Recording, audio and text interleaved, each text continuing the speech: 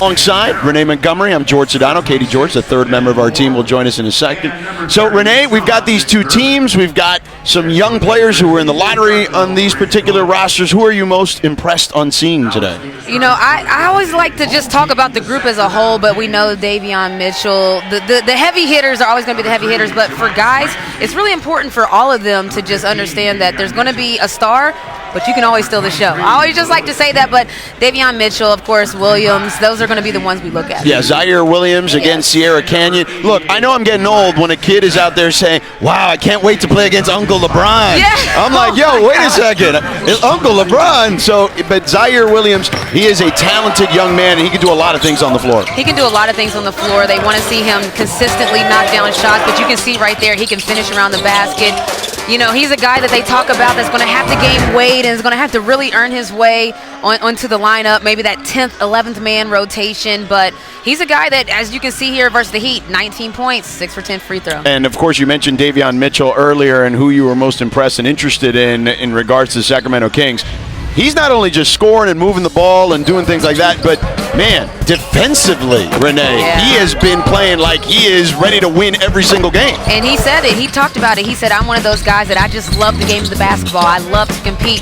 He's a workaholic. You know, he's a guy that you've got to keep out the gym, but that's what you want. And you can see there he has a skill set, but you talked about it, just that defensive tenacity, his competitiveness is what makes me excited to watch him. Yeah, so we see the offensive package. We spoke about the defensive package. Let's go to more with Katie George. So, guys, I asked Sacramento Summer League head coach Bobby Jackson if Davion Mitchell's defensive play reminded him of a veteran guard currently in the league. Jackson paused for a good 10 seconds trying to find an answer, and he finally said, someone in the league right now that's tough like that at the guard position? He said, it's a hard question to answer because Mitchell was born with natural talent, born with the natural toughness. He said Mitchell doesn't want to be compared to others. He just wants to be a high-level defender as well as a high-level scorer, and if he can do both in this league, he says the sky is the limit for this kid. So sometimes a non-answer is the best answer, guys.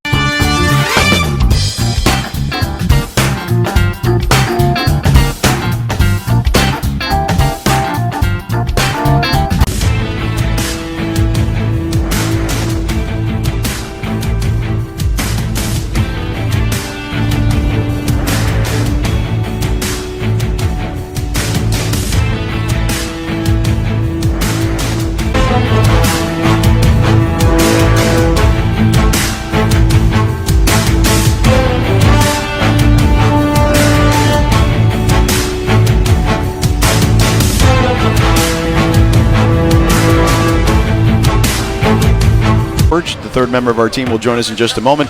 Renee, what are your big thoughts here? Your big takeaways from the first half? My big takeaways are that you can tell the focus for the Sacramento Kings. You talk about it had the worst defense in NBA history, but that's changing here in Summer League with the younger guys, so they hope that that can trickle over to the big ball club. And then also the fact that Memphis has not shot the ball well. No. 13% from three, 34% from field goal. I mean, a lot of room for improvement there. Yeah, I don't think there's any question about that.